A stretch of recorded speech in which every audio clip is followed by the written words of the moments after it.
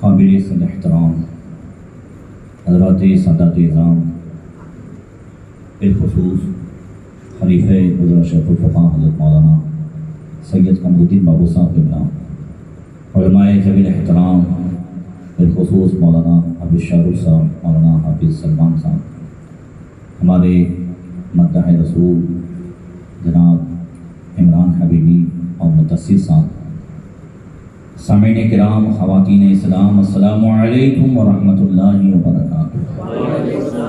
الحمدللہ وکفیٰ والصلاة والسلام علی محمد المصطفیٰ وعلی آلہ واصحابہ الذین سعدوا فی معارج الحق والہدی وخلفائے ساداتنا ابی بکر الصدیق الاکبر وعمر الفاروق الاعظم وعثمان ذی النورین واسد اللہ الغالب علی المرتضی وابنہ الامام حسن المجتبی وصبتہ الامام حسین الشہید دافع الکرب والبلاء وامہما سیدۃ النساء فاطمۃ الزہراء وابنہ عبد القادر سیدنا غوث الورى وسراج امت ابی حنیفۃ امام ائمۃ الہدی وامام اہل سنتہ مجدد اعظم لدینہ وشریعتہ سیدنا احمد رضا وابن الشیخ المفتی الاعظم مصطفیٰ رضا وابنہ سیدی وسندی ودخری الشیخ المفتی اختر رضا وجمیع اہل سنت وجماعت دائما ابدا ابدا، اما بعد فاعوذ باللہ من الشیطان الرجیم، بسم اللہ الرحمن الرحیم،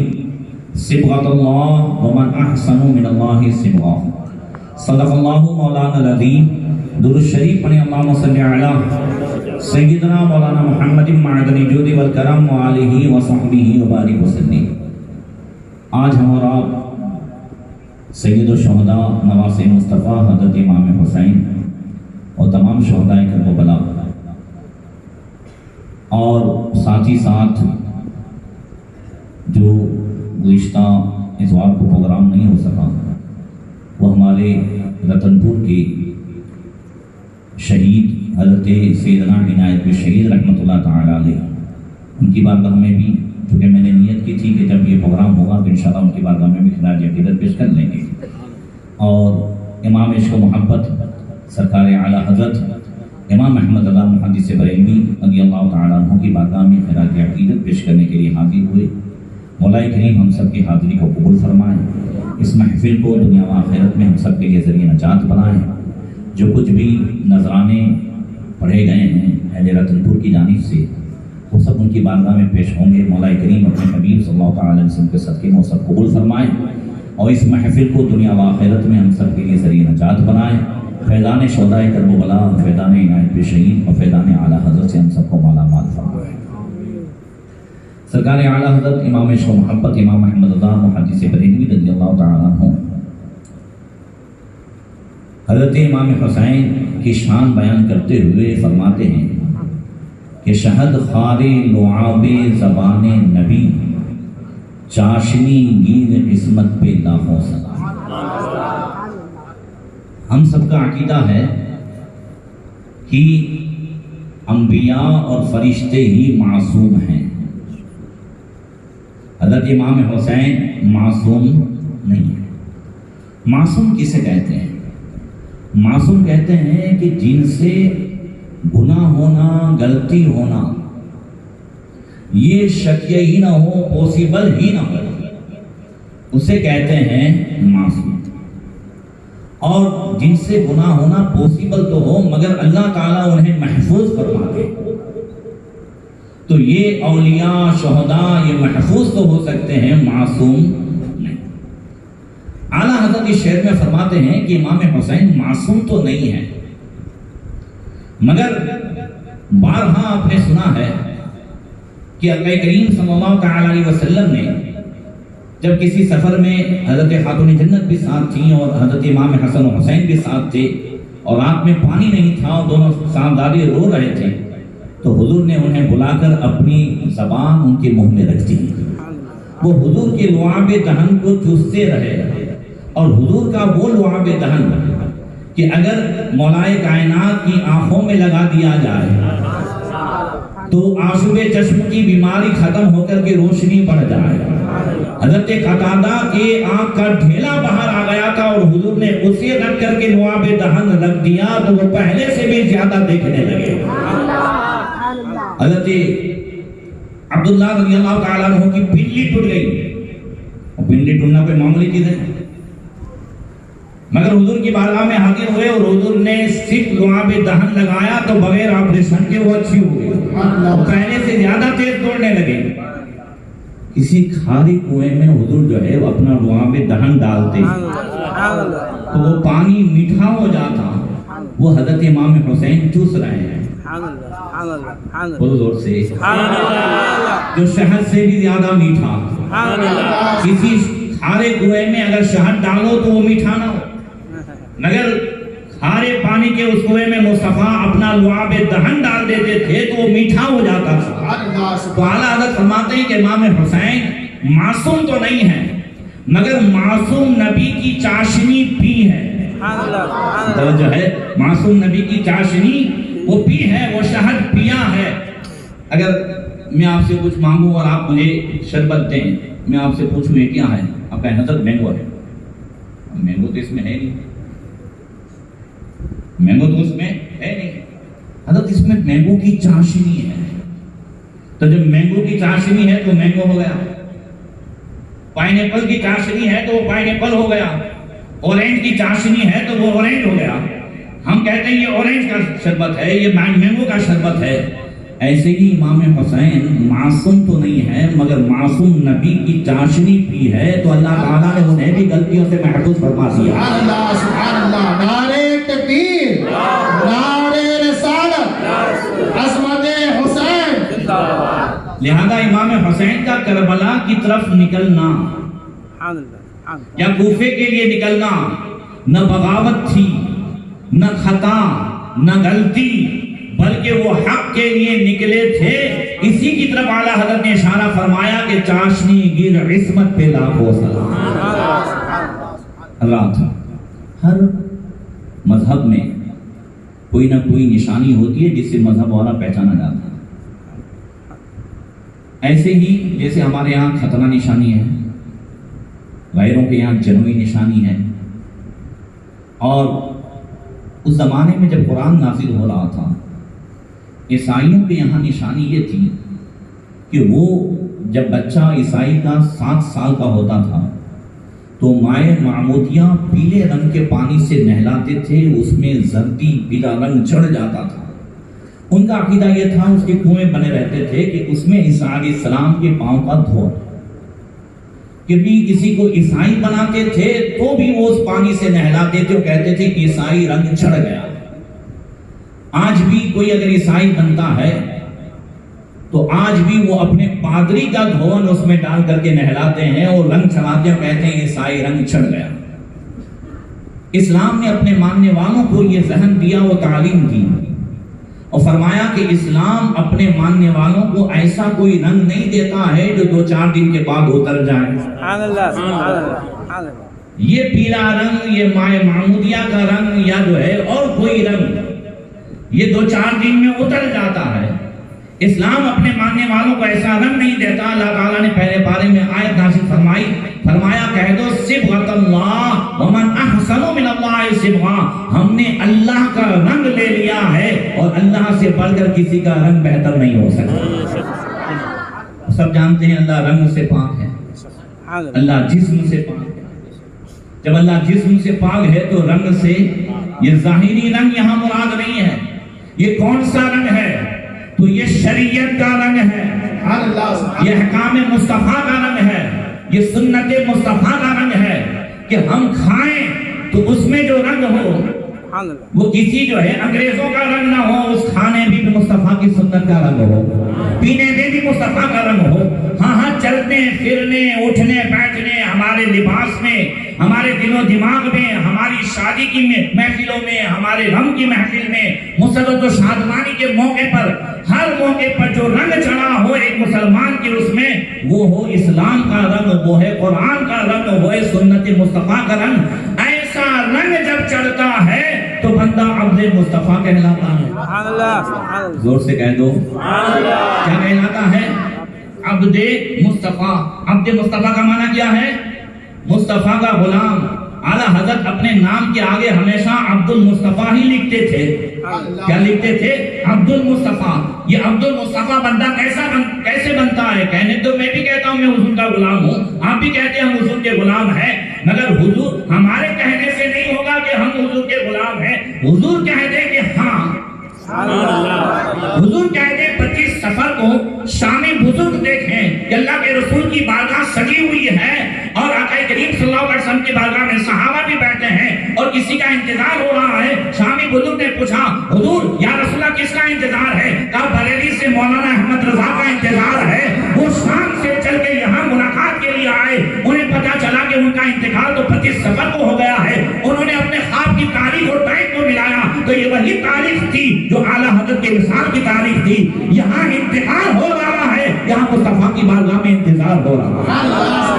نعرہ تکبیر, نعرہ رسالت, فیضان حضور تاج الشریعہ, حضور خطیب گجرات, مسلک اعلیٰ حضرت. اعلیٰ حضرت کیا کہتے ہیں؟ میں تو کہاں ہی جاؤں کہ ہوں بندہ شاہ.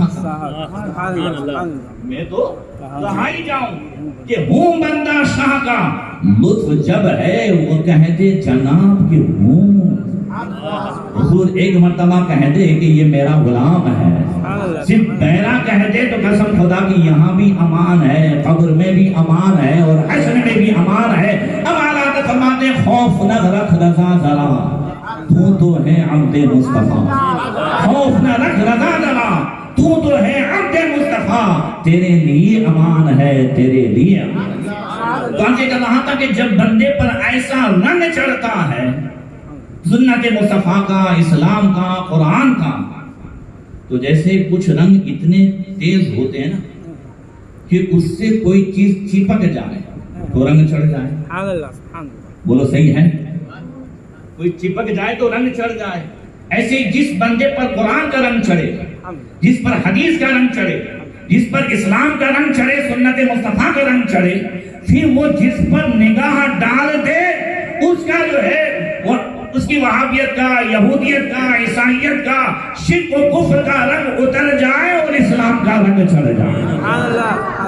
غریب نواز نے کون سا رنگ چڑھایا؟ زور سے بولو. اسلام کا نا. کس سے؟ تلوار سے نہیں, نگاہ سے. کس سے؟ ابھی گزشتہ غالباً منگل کو جب میں گیا تو غریب نواز کے آستانے سے ادھر جب سائڈ جاتے ہیں, یہ اندر سندلی مسجد سے باہر کی طرف, تو حاکم میں سبزوار یادگار محمد خان, ان کا مزار شریف ہے جو غریب نواز کے خادم ہیں.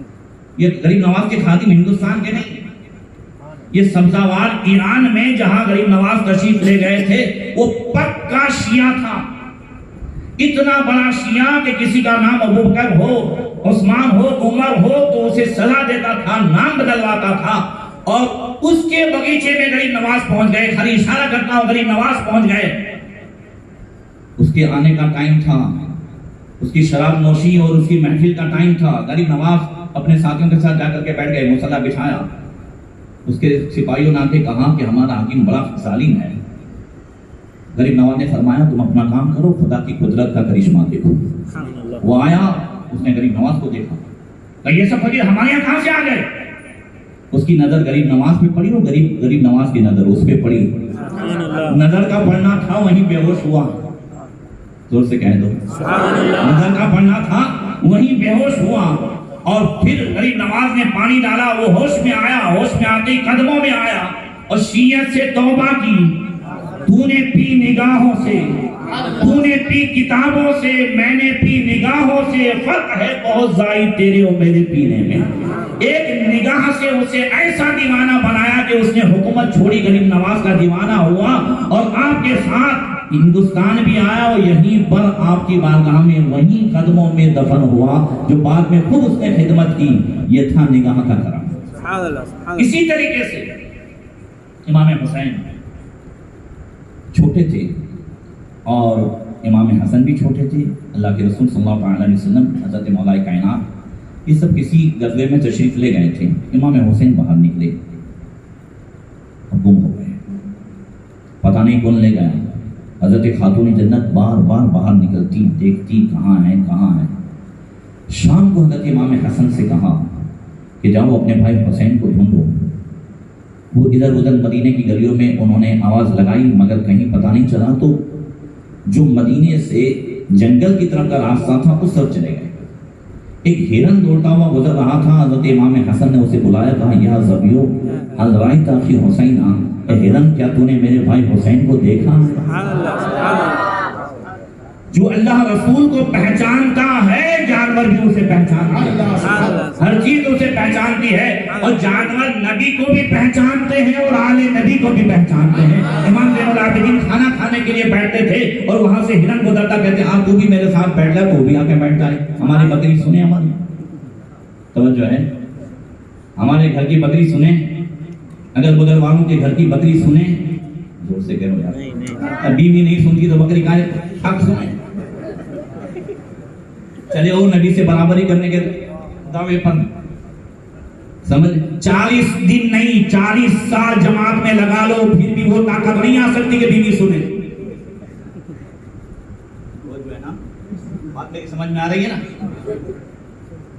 مگر نبی کے عشق سے جو طاقت آ جائے، آل نبی میں جو طاقت آ جائے، ادھر ہرن بھاگ رہا ہے، وہ بلا رہے ہیں، وہ پوچھ رہے ہیں میرے بھائی حسین کو دیکھا ہے؟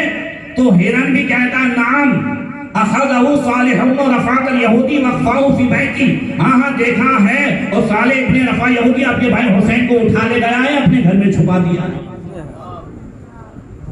حضرت امام حسن سیدھے صالح ابن رفاق یہودی کے پاس گئے، کنڈی کھٹکھٹائی، یہودی جو ہے باہر نکلا، کہو صالح میرے بھائی حسین کو میرے حوالے کر، اور نہ اپنی ماں سے کہوں گا وہ بددعا کرے گی تو پورے روئے زمین پر ایک بھی یہودی چلتا نہیں ملے گا۔ چھوٹی سی عمر ہے، آپ صاحبزادے بڑی ذہانت رکھتے ہو، اور کسی نے مجھے نہیں دیکھا تھا کہ میں نے حسین کو اٹھایا ہے، اور تم نے چور پکڑ لیا، یہ تو بتاؤ تمہاری ماں کون ہے؟ کہا خاتون جنت، جنتی عورتوں کے سردار فاطمہ الزہرا۔ کہا تمہاری نانی کون ہے؟ کہا ام المومنین خدیجہ الکبریٰ۔ کہا تمہارے نانا کون ہے؟ کہا کل کائنات کے سردار محمد رسول اللہ۔ کہا صاحبزادے میں بھائی کو بعد میں حوالے کروں، سب سے پہلے اپنے آپ کو حوالے کرتا ہوں۔ یہودیت کو چھوڑ کر کے کلمہ پڑھا کر کے مجھے اسلام میں داخل کرائیں۔ امام حسن چھوٹی سی عمر ہے اور اسے یہودیت سے توبہ کرا کر کے اسلام میں داخل کرا رہا ہے۔ اندر گیا، امام حسین کو لایا، کچھ تحفے تحائف دیے، امام حسن لے کر کے گھر پہنچے۔ تھوڑی دیر کے بعد حضرت خاتون جنت کے دروازے کی کنڈی کو کسی نے کھٹکھٹایا، حضرت خاتون جنت باہر نکلی، دیکھا صالح ابن رفاع یہودی کئی چھوٹے بڑے لوگوں کو لے کر کے کھڑا ہے باہر۔ آپ کو اندیشہ ہوا کہ یہودی ہے، کہیں کوئی فریب نہ کرے، کوئی دھوکہ نہ کرے۔ کہا صاحبزادے کو باہر نکال۔ امام حسن امام حسین دونوں باہر آ گئے۔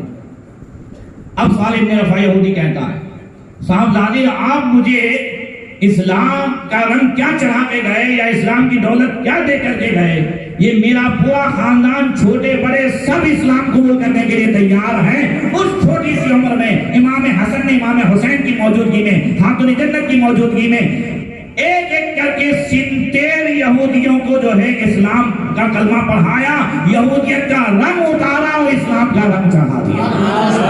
نعرہ تکبیر، نعرہ رسالت، ذکر شہدائے کربلا۔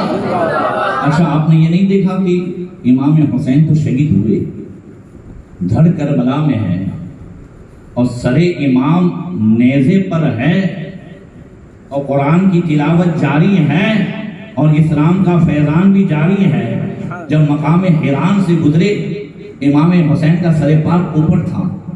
اب دھڑ تو کربلا میں ہے، مگر پھر بھی اسلام کی تبلیغ وہ جاری ہے، پھر بھی اسلام کا رنگ چڑھا رہے ہیں۔ یحییٰ حرانی جو بالا خانے پر تھا، اس نے دیکھا کہ سر ہے اور ہونٹ ہل رہے ہیں، نیچے اترا، نیچے اترا، اور اتر کر کے اس نے فوراً امام حسین کے بالکل قریب آیا، سر مبارک کے اور کان لگایا تو امام حسین کے سر پاک سے یہ آواز آ رہی تھی وَسَيَعْلَمُ الَّذِينَ ظَلَمُوا أَيَّ مُنْقَلَبٍ يَنْقَلِبُونَ۔ قرآن کی اس آیت کی تلاوت کو سن کر کے یحییٰ حرانی بول اٹھے قسم خدا کی اے نبی کے نواسے تم مرے نہیں ہو زندہ ہو، میرے کلمے کی بھی گواہی دینا، وہ یہودیت چھوڑ کر کے اسلام میں داخل ہو گئے۔ یحییٰ حرانی گھر گئے، واقعہ پورا کر دوں، گھر گئے اور جاتے ہی انہوں نے بہت کچھ کپڑے تحفے تحائف لا کر امام زین العابدین کی بارگاہ میں پیش کرنا چاہا۔ یزیدی جو ہے چلا اٹھے، کہنے لگے یہ امیر یزید کے قیدی ہیں، تم اس کے ساتھ اچھا سلوک نہیں کر سکتے، اور اس کے ساتھ اگر اچھا سلوک کیا ہے تو امیر یزید سے بغاوت اور اس کے قیدیوں سے محبت کی بوائیں بھی ہم نہیں چھوڑیں گے۔ تو یحییٰ حرانی جو ابھی نو مسلم ہوئے تھے، انہوں نے فوراً تلوار نکالی، کہا تم سے جو ہو سکتا ہے کر لو، میں ضرور ان کی خدمت کروں گا۔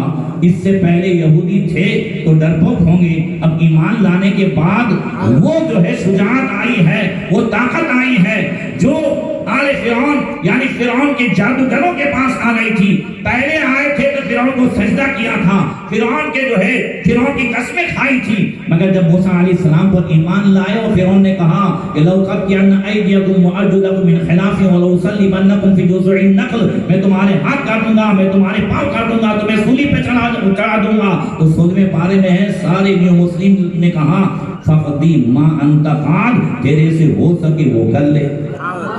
زور سے کہہ دو، پورا مجمع بولے یہ ایمان کی طاقت ہے۔ یہ کس کی طاقت ہے؟ یہ ایمان کی۔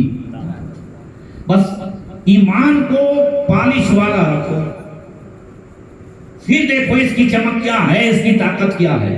یہ ایمان کی طاقت ہے کہ یحییٰ حرانی نے ان سارے یزیدیوں کو للکارا کا کون ہے جو مجھے روکے، اور 5 یزیدیوں کو جہنم میں پہنچایا، اور پھر وہ سب ایک ساتھ ٹوٹ پڑے اور انہوں نے بھی شہادت کا جام پیا، مگر نہ نماز پڑھی ہے نہ روزے رکھے ہیں۔ امام حسین رضی اللہ تعالیٰ عنہ کے سر پاک کو گواہ بنا کر کے کلمہ پڑھا ہے اور اہل بیت پر جان نثار کی ہے، اللہ تعالیٰ نے شہادت کا مقام عطا فرمایا، وہ جنت کے حقدار ہو گئے۔ یہ سلسلہ جاری رہا، یہ یہودیت کا رنگ اترتا رہا۔ امام حسین رضی اللہ تعالیٰ عنہ کا سر پاک لے کر جب یہی لوگ آگے بڑھے، مجھے باتیں تو بہت کرنی تھی، پھر جب یہ آگے بڑھے اور شہر معمورہ پہنچے جو پورا شہر یہودیوں کا تھا،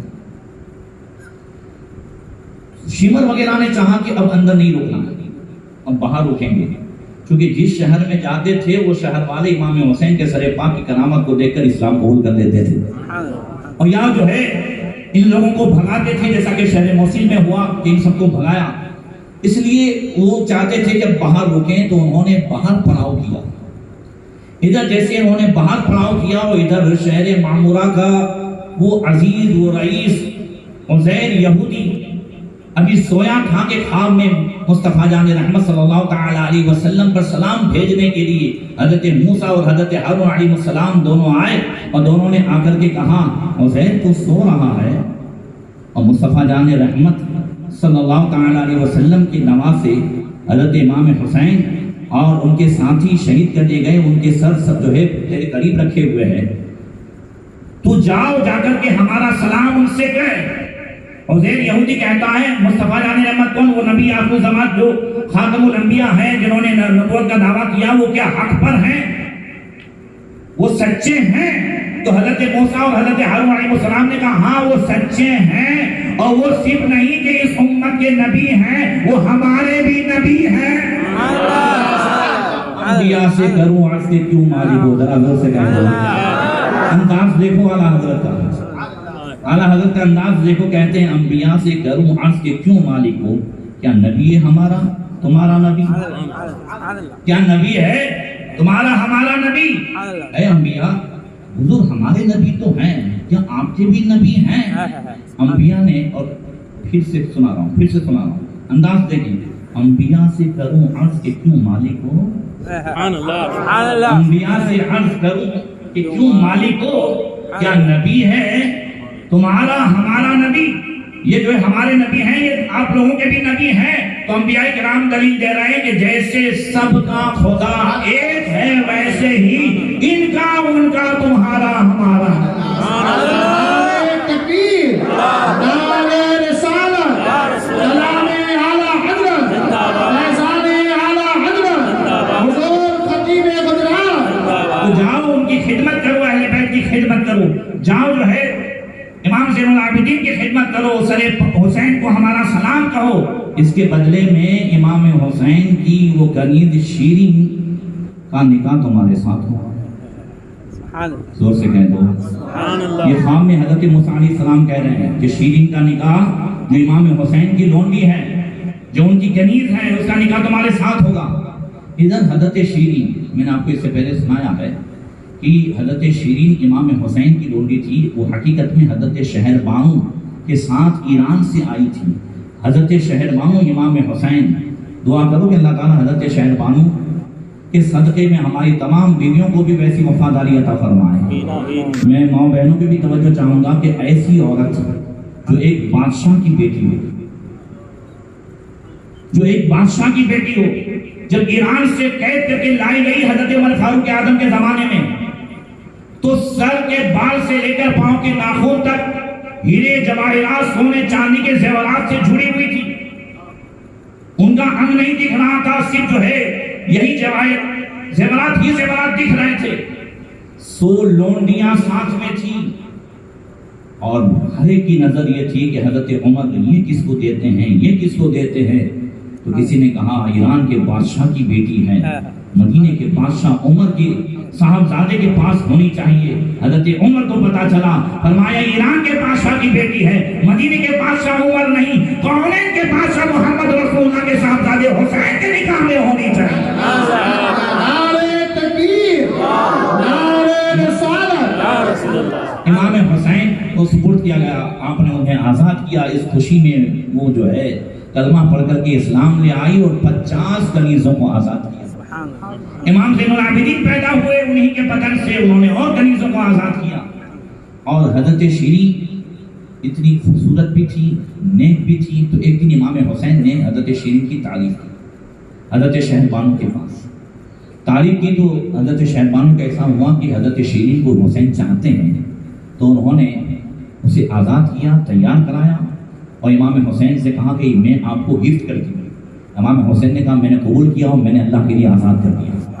کہا میں نے سوچا شاید آپ اسے نکاح کرنا چاہتے. کہا نہیں، میں نے تو صرف جو ہے اس کے حسن اخلاق ان سب کی تعریف کی ہے، مگر حضرت شیرین کو آزاد تو کر دیا گیا تھا، مگر تب بھی وہ مدینے سے مکہ، مکے سے جو ہے کوفہ کے راستے میں کربلا، اور اب کربلا سے پھر جو ہے کوفہ، اور کوفہ سے پھر دمشق کے راستے میں بھی ساتھ ہی ساتھ تھی وہ حضرت شیرین. اور حضرت شہر بانو کو دیکھو، بادشاہ کی بیٹی ہے، مگر انہوں نے ہمیشہ امام حسین کو مدینے میں بھی ساتھ دیا، مکے میں بھی ساتھ دیا، اور کربلا میں 3 دن بھوکے پیاسے رہنے کے انداز میں بھی ساتھ دیا، اور آج بھی ساتھ ہیں. تو اس کا مطلب یہ ہے، سبق یہ ہے کہ بیویوں کو چاہیے، عورتوں کو چاہیے کہ وہ صرف پیسوں سے ہی مطلب نہ رکھیں، وہ سب اپنے شوہر کے اچھے حالات ہی سے مطلب نہ رکھے. وہ شوہر جب تندرست ہو اور اچھا خاصا ہو تب ہی مطلب نہ رکھے. اللہ نہ کرے شوہر بستر پر آ جائے، بیمار ہو جائے یا کچھ بھی ہو جائے، تب بھی اس کی خدمت کرے، تب بھی اس کا ساتھ دے، تب بھی جو ہے اسے اپنا ایسے ہی سرتاج مانے جیسا کہ تندرستی میں. یہ ہے حضرت شہر بانو کی تعلیم. انہوں نے اچھے حالات میں بھی ساتھ دیا، اور جب حالات ایسے نہ رہے تب بھی ساتھ دیا، ہمیشہ وفاداری نبھائی. یہی اللہ تعالیٰ ہماری جو ہے ماں بہنوں بچیوں کو توفیق عطا فرمائے. ایسا نہیں کہ اگر شوہر جو ہے بستر پہ آ گیا، یہ ہو گیا تو اب اس کے بعد اسے چھوڑ دے یا اس سے نفرت کرے یا اس کے مرنے کی دعائیں کرے. ایسا نہیں، بلکہ ہمیشہ اس کے ساتھ نبھائیں. دیکھنے والا تو پروردگار ہے، اللہ تعالیٰ اس کے بدلے میں بہتر عطا فرمائے. تو حضرت شیرین کو ایسا ہوا کہ میرے پاس کچھ چادر ہے، تھوڑا سا ان کے پاس سونا باقی رہ گیا تھا جو یزیدیوں کی لالچی نظر سے بچا لیا تھا. انہیں اس سے لے کر کے میں شہر میں جاؤں اور کچھ خرید کر لاؤں. تو صبح صبح یزیدیوں کی نگاہ بچا کر، ابھی جیسے سورج دونوں ہونے کو تھا کہ فوراً پہنچی اور شہر معمورہ کا دروازہ کھٹکھٹایا. ادھر عزیر یہودی کو بھی ہوا کہ میں بھی جاؤں, کہاں قافلہ ٹھہرا ہے دیکھوں. جیسے دروازہ میں آواز آئی تو اندر سے عزیر یہودی کہتے ہیں شیری ٹھہرو. زور سے بولو یار, شیری ٹھہرو, دروازہ کھولتا ہوں. دروازہ کھولا تو شیری نے کہا تمہیں کیسے معلوم کہ جو ہے میں شیری ہوں؟ کہا مجھے خواب میں موسیٰ اور حضرت ہارون نے سب بتایا ہے. اور سیدھے حضرت امام زین العابدین کی بارگاہ میں گئے اور امام حسین کے سر پاک پر پہنچ کر کے انہوں نے حضرت موسیٰ اور حضرت ہارون علیہ السلام کا سلام پیش کیا. تو انہوں نے اپنے کانوں سے وہ سب نے سنا کہ امام حسین کے سر پاک نے زبان نے جو ہے جواب دی وعلیہ السلام, ان پر بھی سلامتی ہو. یہ دیکھ کر کے جو ہے عزیر تو ایمان لے آئے, مگر وہاں جا کر کے انہوں نے جب شہر والوں کو بتایا تو چند لوگوں کو چھوڑ کر سارا شہر, سارے لوگ یہودیت کو چھوڑ کر اسلام قبول کر چکتے ہیں اور کلمہ پڑھ کر کے اسلام میں داخل ہوتے ہیں. یہ امام حسین کے سر پاک کی وہ کرامت ہے کہ گھر کہاں پڑا ہے, سر مبارک کہاں ہے, مگر ابھی بھی یہودیت کا رنگ اتار رہے ہیں, اسلام کا رنگ چڑھا رہے ہیں. نعرہ تکبیر, نعرہ رسالت, ذکر شہدائے کربلا. بس یہی تھا کہ امام حسین بتانا چاہتے تھے کہ شریعت کا رنگ الگ ہے, وہ طبیعت کا رنگ الگ ہے. یزید جو ہے وہ طبیعت کو شریعت بنانا چاہتا تھا اور دونوں رنگ کو ایک رکھنا چاہتا تھا. بہت سے لوگ کہتے ہیں امام حسین کی قربانی نے کیا دیا, امام حسین کی قربانی نے کیا دیا؟ امام حسین کی قربانی نے یہ دیا کہ شریعت کو تخت سے چھینا, شریعت کو تخت سے چھینا اور جو شریعت کے حقدار تھے انہیں عطا فرمایا. بعد میں اس سے پہلے شریعت تخت سے پہچانی جاتی تھی. زور سے کہہ دو شریعت کس سے پہچانی جاتی تھی؟ تخت سے. خود حضور نے فرمایا تھا علیکم بسنتی و سنت الخلفاء الراشدین المہدیین.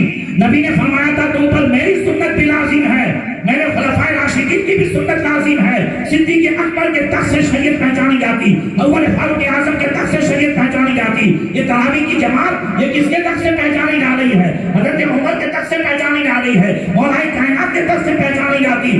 مگر اب جب یزید نے طبیعت کو شریعت بنانا چاہا اور حسین قربانی نہ دیتے تو پھر جو ہے یہ شریعت طبیعت بن جاتی اور طبیعت شریعت یہ دونوں مکس کرنا چاہتا تھا.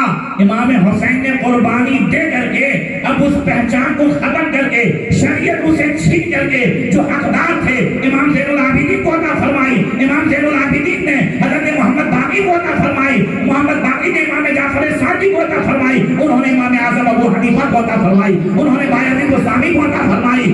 اب یہ سلسلہ چلتا رہا.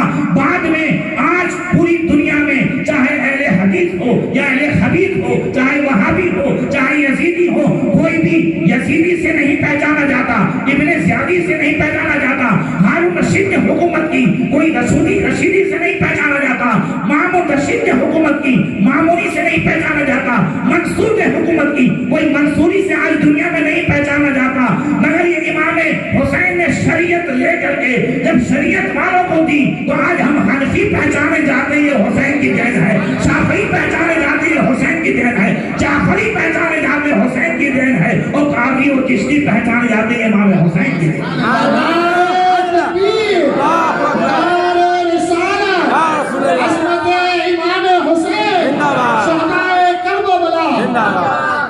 تو شریعت کا رنگ یہ ان سب نے چڑھایا, دین کا رنگ چڑھایا.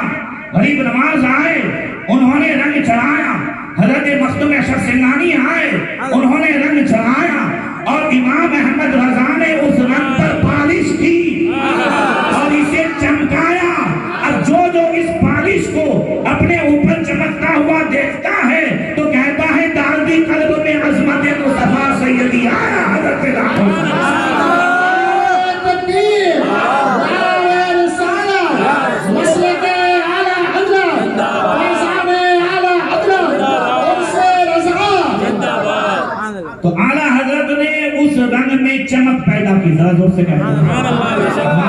تجھ سے پاتے ہیں سب پانے والے، میرا دل بھی چمکا دے چمکانے والے۔ اس چمک پہ عشق رسول اور محبت رسول کی وہ چمک پیدا کی ہے کہ آج پوری دنیا میں اگر کوئی عاشق رسول پہچانا جاتا ہے تو اسے بریلوی کہا جاتا ہے، کہیں بھی نبی پر سلام پڑھا جاتا ہے تو اسے بریلوی کہا جاتا ہے۔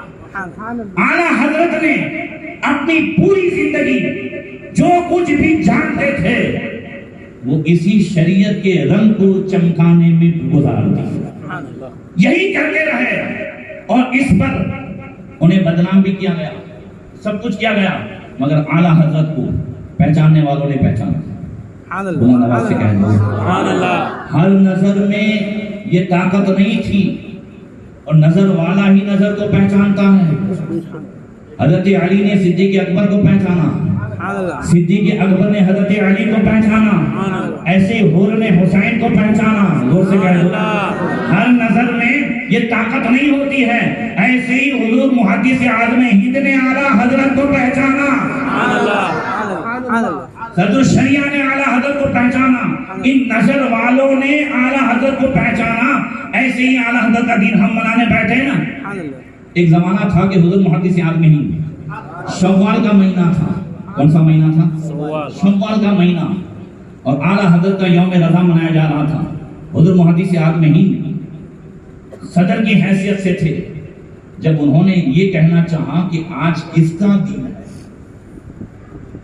انہوں نے یہ کہنا چاہا حضور محدث اعظم ہند تاجدار خواجہ نے کہ آج کس کا دن ہے، تو اعلیٰ حضرت کا دن ہے اتنا نہیں کہا۔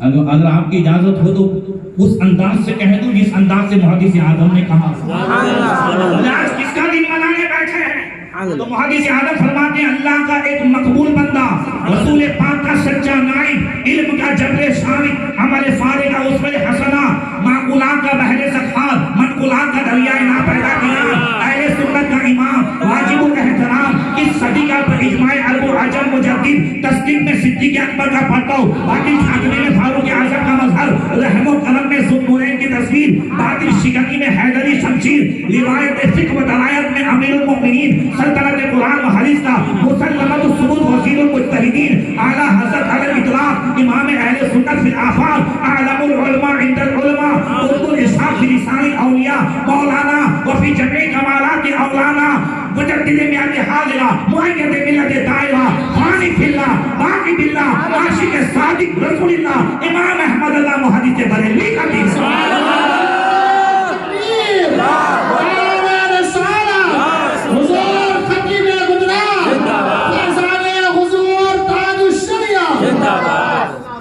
وہ حضور محدث اعظم ہند جنہوں نے اعلیٰ حضرت کو ہر اعتبار سے دیکھا، وہ فرماتے ہیں کہ میرے بزرگوں نے مجھے اعلیٰ حضرت کی بارگاہ میں اس وقت پہنچایا جب میں محدث ہو چکا تھا، توجہ ہے، عالم فاضل ہو چکا تھا، افتاء کی مشق کے لیے مجھے اعلیٰ حضرت کی بارگاہ میں پہنچایا گیا۔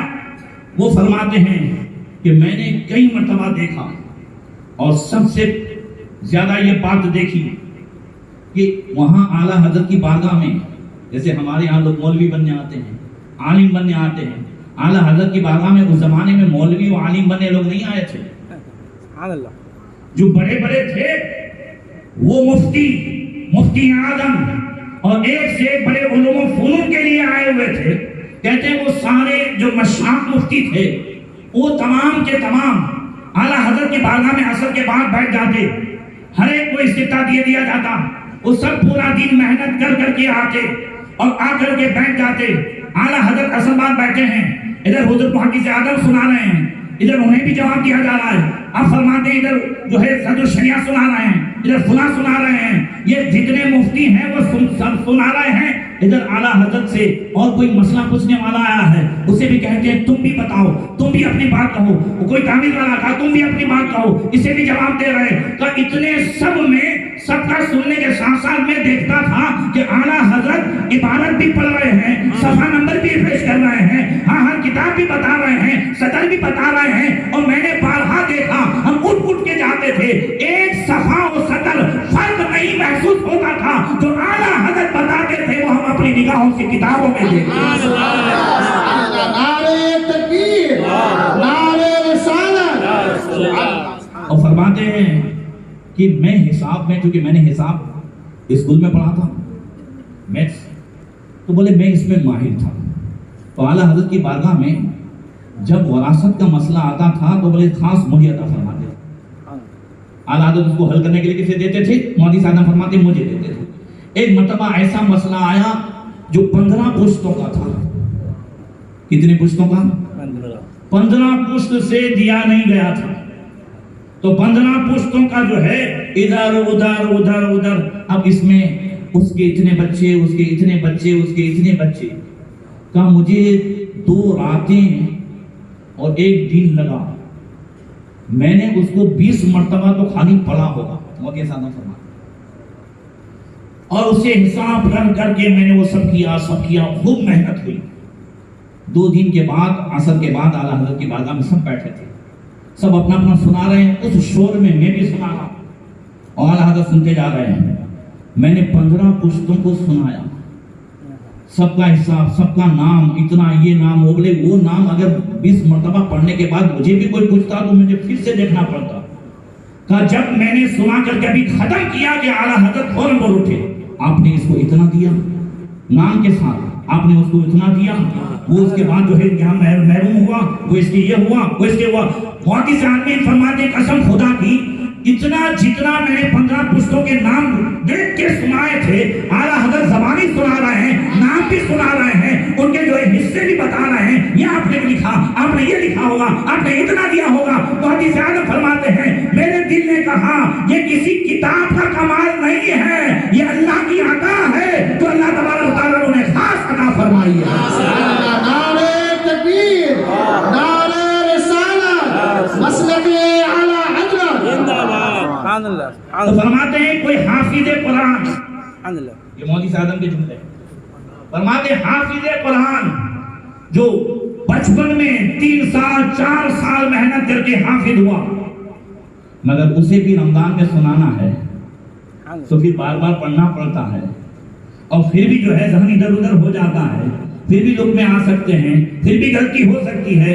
कहा ये आला हज़रत सिर्फ कुरान के हाफिज नहीं थे, कहा वो हाफिज़े कुरान जो बार बार पढ़े फिर भी भूल सकता है, मगर आला हज़रत वो अरबी किताबें, फिक्र की वो किताबें, कसम खुदा की इतने नाम आप इस सलमान से कभी सुन लीजिएगा। वो खुतबे में कितनी किताबें? 80 किताबें। कितनी? आला हज़रत ने खाली फतावा रज़विया में खुतबा लिखा है, वो खुतबा खाली आपको सुनाऊं ना, पहले बात तो पल्ले न पड़े। अभी मुझे पल्ले पढ़ने के लिए 8 दिन चाहिए। मैं इल्म का समंदर बता रहा हूँ, इल्म की गहराई बता रहा हूँ, और ये मैं और आप नहीं समझ सकते। जिस मुहद्दिस आज़म हिंद ने, आला हज़रत ने बरेली में लिखा है और हिंदुस्तान की कोने कोने में मसलक आला हज़रत को मुहद्दिस आज़म की ज़बान में पहुंचाया। हिंदुस्तान के कोने कोने में अगर फिक्र रज़ा को पहुंचाया है, आला हज़रत के मसलक को पहुंचाया है, तो वो हुज़ूर मुहद्दिस आज़म हिंद ने पहुंचाया है, और उस वक्त पहुंचाया है जब उन्होंने हर एतबार से आला हज़रत को पहचान लिया। नारे तकबीर, नारे रिसालत, फैज़ाने हुज़ूर मुहद्दिस आज़म हिंद। वो हुज़ूर मुहद्दिस आज़म फरमाते कि मैंने महसूस किया कि ये करामत थी। क्या थी? ये करामत थी। इसी वजह से हुज़ूर मुहद्दिस आज़म हिंद से किसी ने पूछा था कि आप तो आला हज़रत की बारगाह में इतना रहे। एक बात और कह दूं कि वो फरमाते हैं हुज़ूर मुहद्दिस आज़म हिंद कि मैं इतना मुंह चढ़ा हुआ था कि कभी कभी तो मुझे जो मालूम रहता था ना, ये मसला मालूम है, ये जुज़िया मालूम है इस किताब में, फिर भी मैं पूछ रहा हूँ। कहते मैं ऐसा नहीं 1-2 दिन, ऐसा कई मरतबा मैंने ऐसा किया, ये मालूम है पूछ कहाँ था वो जुज़िया, मगर मैं किताब से देख के आता था, और आला हज़रत बगैर देखे जो बताते थे मैंने आज तक कभी भी उसे एक लफ्ज भी इधर उधर नहीं पाया था। तो एक दिन आला हज़रत से मैंने कहा कि मुझे वो इल्म अता फरमाएं جو آج بڑے بڑے علماء کے پاس وہ پہنچا تک نہیں ہے. مجھے وہ علم عطا فرمائے بڑے بڑے علماء کو جس کی ہوا تک نہیں لگی ہے. تو حضور محدث عالمین فرماتے ہیں کہ اعلیٰ حضرت نے فرمایا صاحبزادے میرے پاس علم کہاں.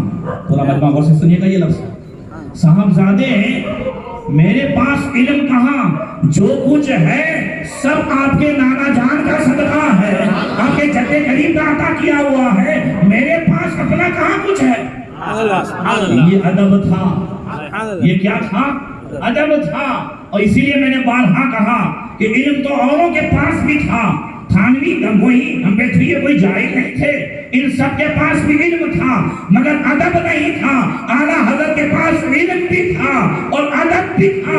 اتنا سب لکھنے کے بعد بارگاہ رسالت میں پہنچتے ہیں روحانی اعتبار سے تو نہیں کہتے یا رسول اللہ میں فتاوی رضیہ لایا ہوں, میں علم الکلام لایا ہوں, میں علم منطق لایا ہوں. کہتے ہیں یا رسول اللہ تیری بارگاہ میں لاتا ہے رضا اس کو شفیع, جو میرا خوف ہے وہ لاڈلا بیٹا ہے. اللہ سبحان اللہ. نعرہ تکبیر, نعرہ رسالت, فیضان اعلیٰ حضرت. اسی لیے حضور محدث عالمین سے کسی نے پوچھا اعلیٰ حضرت کیسے تھے, ان کے اندر کیا تھا, تو حضور محدث عالمین فرماتے ہیں اعلیٰ حضرت غوث پاک کے ہاتھ میں ایسے تھے. پورا مجمع بولو, اس کے ہاتھ میں, پورا مجمع کیا بولو, اس کے ہاتھ میں, غوث پاک کے ہاتھ میں ایسے تھے چون قلم در دستے کاتب. جیسا کہ لکھنے والے کے ہاتھ میں قلم ہوتا ہے تو قلم وہی لکھتا ہے جو ہاتھ لکھاتا ہے. تو اعلیٰ حضرت لکھتے نہیں تھے, غوث پاک لکھاتے جاتے تھے اور اعلیٰ حضرت لکھتے جاتے تھے. فرماتے ہیں میری قسمت کی قسم کھائے سگانے بغداد, ہند میں بھی ہوں تو دیتا رہوں پہرا تیرا. نعرہ تکبیر, نعرہ رسالت, فیضان غوث اعظم. ہر وقت جو ہے انہوں نے ہر ایک پر پہنا دیا. اور ایسا بھی نہیں یہاں دارالعلوم مدینہ العلوم ہے, مگر میرے خیال سے 13 سال میں ایک بھی سوال شاید یو پی سے مشکل سے آیا ہو, بہار سے مشکل سے آیا ہو. یہاں جو دارالفتاء ہے, فتویٰ جو یہاں آتا ہے, لوگ پوچھتے ہیں, بات میرے ذہن میں آئی ہے تو بتا رہا ہوں, اعلیٰ حضرت تک ہمارا یہاں گجرات والے پوچھتے ہیں. کون پوچھتے ہیں؟ گجرات والے. یہاں سوال آتا ہے تو گجرات سے آتا ہے, ہاں ابھی فون کا یہ ہے وغیرہ ہے, تو کبھی کبھی مجھے ناگپور سے یا کہیں کہیں سے, تو وہ خالی فون میں. مگر دارالعلوم میں اگر استفتاء آیا ہے, مسئلہ کسی نے پوچھا ہے تو گجرات سے. بہار کے مدرسے ہوں تو وہاں بہار والے پوچھتے ہیں. اعلیٰ حضرت کے پاس خالی بریلی, اتر پردیش یا ہندوستان ہی سے سوال نہیں جاتے تھے, پوری دنیا سے جاتے تھے. میں ساؤتھ افریقہ جاتا ہوں, وہاں بغل میں ہی ایک پوری کنٹری ہے لیسوٹو. لیسوٹو میں ایک گاؤں ہے بوٹا بوٹی. میں وہاں گیا تھا اسپیشل صرف اس لیے کہ وہاں کے امام نے اعلیٰ حضرت کو 110 سوال کیے تھے اور اعلیٰ حضرت نے 110 سوال کا جواب دیا تھا, جس کتاب کا نام ہے فتاوی افریقہ. صحیح ہے. اب وہاں سے اعلیٰ حضرت کو کتنے سوال ہوئے ہیں؟ 110 بوٹا بوٹی سے. اللہ اکبر. اب یہ کوئی فارسی میں سوال کرتا تو اعلیٰ حضرت فارسی میں جواب دیتے, عربی میں سوال کرتا تو عربی میں جواب دیتے. کوئی جو ہے اگر شاعری میں نظم میں سوال کرتا تو اس میں جواب دیتے, انگلش میں سوال ہوتا انگلش میں جواب دیتے. اور کوئی عدد سے اگر سوال کرتا اور عدد کے اعتبار سے سوال کرتا تو اس کے اعتبار سے جواب عطا فرماتے. اب دیکھیں رافضیوں نے قرآن کی ایک آیت اٹھا کر کے جو عذاب کی آیت ہے اس کو حضرت ابوبکر اور حضرت عثمان غنی پہ فٹ کیا اور کہا کہ انا من المجرمین منتقمون. اللہ فرماتا ہم مجرموں سے بدلہ لیں گے. اس آیت کے عدد ہیں 1202 اور ابوبکر عثمان کے عدد بھی ہوتے ہیں 1202. تو اس آیت میں یہ دونوں مراد ہیں. یہ سوال ہوا اعلیٰ حضرت سے. توجہ ہے بھائی, آپ سمجھ میں آئے گا کہ نہیں آئے گا کچھ؟ آپ لوگ میرے پاس آتے ہو تعویذ کے لیے, میں آپ سے کیا پوچھتا ہوں, نام پوچھتا ہوں نا، ٹھیک ہے، ماں کا نام پوچھتا ہوں، پھر میں عدد نکالتا ہوں، برابر ہے؟ تو یہ عدد والا بھی ایک علم ہے، یہ بھی کیا ہے؟ ایک علم ہے۔ تو اس سے ان حروف کی عدد کو کیا جائے، اسے جوڑا جائے، وہ کیا جائے۔ اعلیٰ حضرت کی اس پہ ماسٹری تھی، زور سے کہہ دو، حضور سرکار کلام پیدا ہوئے، حضور سرکار کلام پیدا ہوئے تو آپ کے والد ماجد اعلیٰ حضرت کے جو خلیفہ تھے وہ پہنچے کہ صاحبزادہ پیدا ہوا ہے، کہا ویسے تو نام محمد رکھ دیجیے، اور نبی کریم صلی اللہ تعالیٰ علیہ وسلم کی آل میں سے ہے، حضور مختار کائنات ہیں تو اس کے حساب سے مختار نام رکھ دیجیے، اور مخدوم اشرف سمنانی کی آل ان کی نسبت ہے تو مختار اشرف رکھ دیجیے۔ اب جوڑیے تو وہ عدد کے حساب سے جس سال پیدا ہوئے تھے اس اعتبار سے آپ کا نام ہو گیا۔ سبحان اللہ، سبحان اللہ۔ ایسے روز دن بدن اعلیٰ حضرت کے پاس کوئی نہیں آتا۔ اعلیٰ حضرت کی کسی بھی کتاب کا نام ایسا نہیں ہے کہ جس سن میں لکھی ہو اس سن کے اعتبار سے اس کا نام ہو، نام ہی ایسا رکھتے تھے کہ اس میں نیچے جوڑو تو وہ سن وہاں موجود ہوتا تھا۔ تو انا من المجرمین منتقمون، رافضیوں نے، شیعوں نے حضرت ابوبکر اور حضرت عثمان غنی کے حوالے سے کہا کہ یہ 1202 عدد جو ہے ان کے ہوتے ہیں، اس آیت میں یہ دونوں مراد ہیں۔ اعلیٰ حضرت سے پوچھا گیا، آپ نے فرمایا اس طریقے سے کوئی بھی عذاب کی آیت نیک لوگوں پر بھی پھر کی جا سکتی ہے، اور جنت والی آیت جو ہے وہ عدد نکال کر کے کسی غیروں پر بھی فٹ کی جا سکتی ہے۔ ان رافضیوں کو حضرت ابوبکر اور حضرت عثمان غنی کا نام یاد آیا تو کیا حضرت مولا کائنات کے 3 صاحبزادے ابوبکر، عمر اور عثمان یہ نام نہیں ہے؟ زور سے کہہ دو سبحان اللہ۔ ان رافضیوں نے ادھر کیا، کوئی خارجی ادھر کر سکتا ہے؟ کہ اس طریقے سے عدد سے کسی نہ کسی کو فٹ کیا جا سکتا ہے، مگر رافضی نے یہاں غلطی یہ کی ہے کہ ابو بکر اور عثمان ان کا 1202 عدد نہیں ہوتا، اعلیٰ حضرت فرماتے 1201 ہوتا ہے، توجہ ہے، اور فرماتے ہیں ہاں اب سنو 1202 عدد کس کے ہیں، توجہ ہے، ذرا زور سے دیکھ لو، 2 منٹ سن لو، مجھے برداشت کر لو۔ 1202 عدد کس کے ہیں؟ فرمایا ہاں وہ رافض ابن جو ہے سینا کے ہیں، جو رافضیوں کا سب سے بڑا ہے، کہ اس کا جو عدد ہے، اور ہاں اور رافضی سن لے، ان الذین فرقوا دینہم وکانوا شیعا لست منہم بشیء، اللہ ارشاد فرماتا ہے ان الذین فرقوا دینہم، جنہوں نے اپنے دین کو ٹکڑے ٹکڑے کر دیا اور شیعہ ہو گئے، اے محبوب تمہیں ان سے کوئی واسطہ نہیں ہے۔ اس آیت کے عدد ہوتے ہیں 2828، اور اعلیٰ فرماتے ہیں 2828 عدد کس کے ہیں؟ تو فرماتے ہیں رافضہ اثنا عشریہ شیطانیہ اسماعیلیہ کے 2828 عدد ہوتے ہیں۔ اللہ فرماتا ہے لہم اللعنت ولہم سوء الدار، ان کے لیے لعنت ہے، ان کے لیے برا گھر ہے جہنم کا۔